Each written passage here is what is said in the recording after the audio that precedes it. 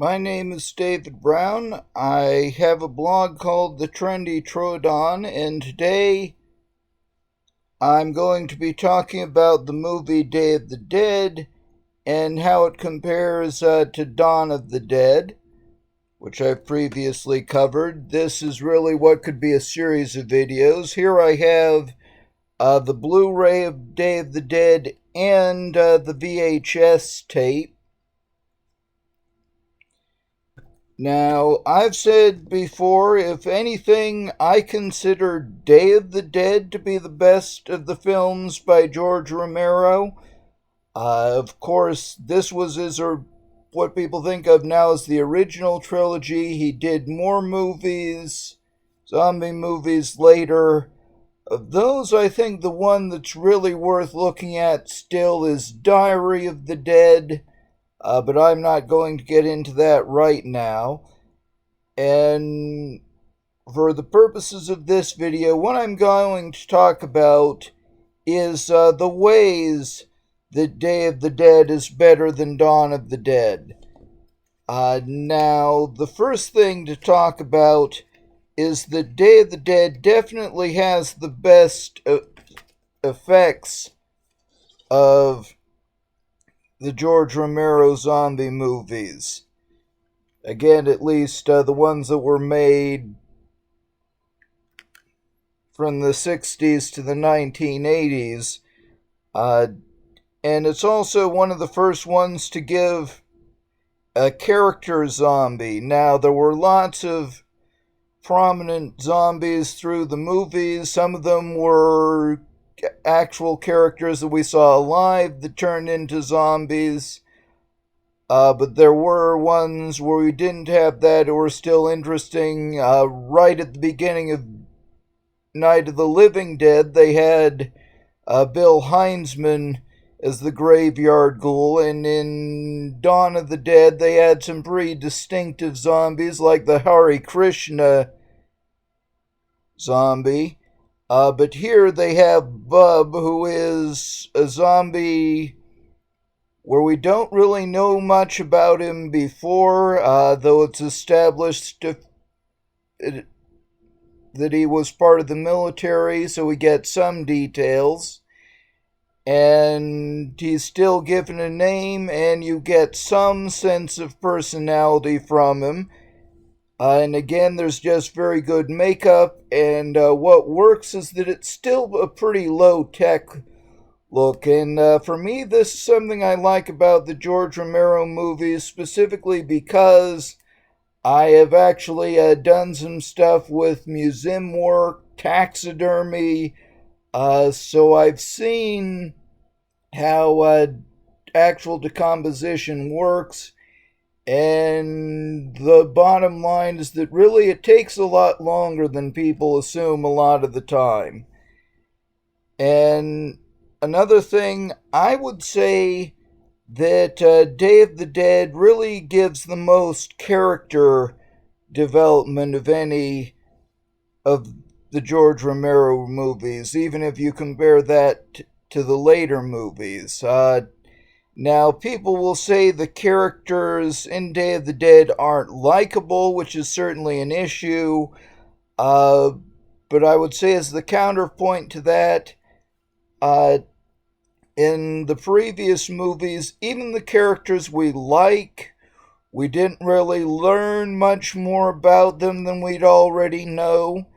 And also, we rarely really saw the characters change much. And here, you have, as a whole setup, characters who are literally locked in together, and you see them under pressure, in conflict with each other, and if there's any real problem, it's that some things are a little bit inconsistent, and also in many ways, the people that are set up as the villains, especially Captain Rhodes, are really the ones you'd mostly agree with up to that point. He says the scientists are producing no useful results. He's right.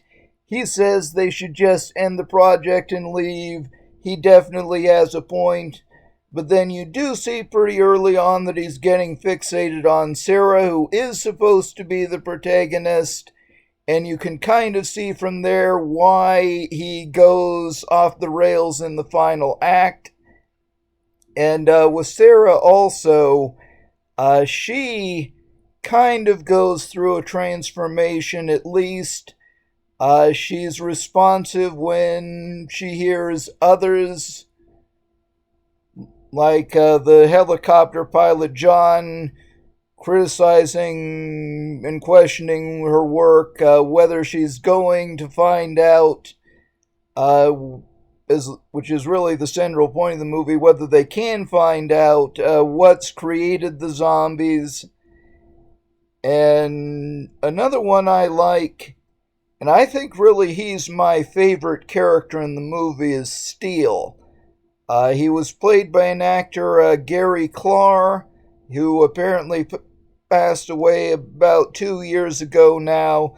He's kind of a darker version of Bill Paxton in Aliens. He's not a completely likable character, but he's interesting and he's funny.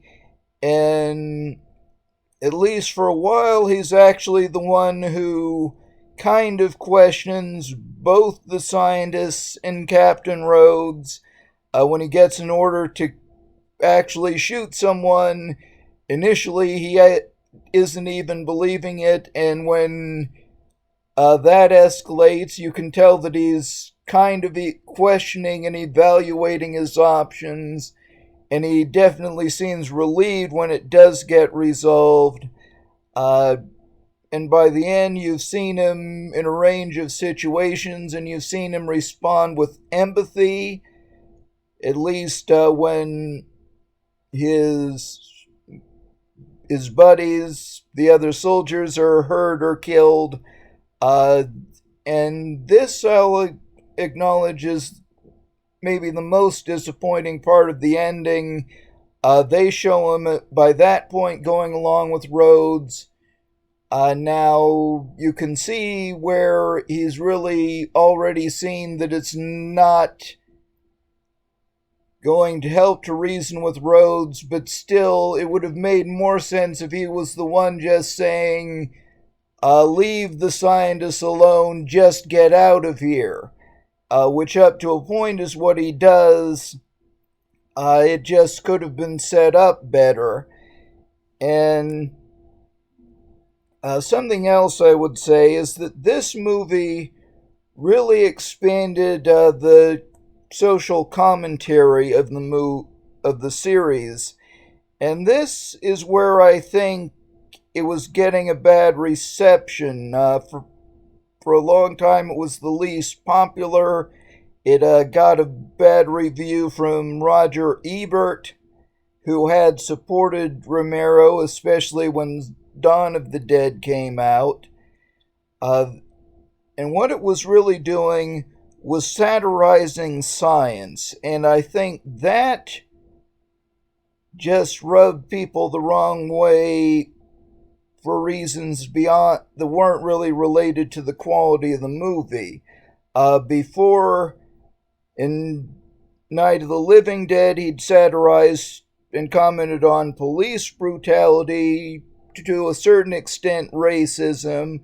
Dawn of the Dead, he was criticizing consumerism and commercialism, to a certain extent survivalism, and he was still being critical of police and the military.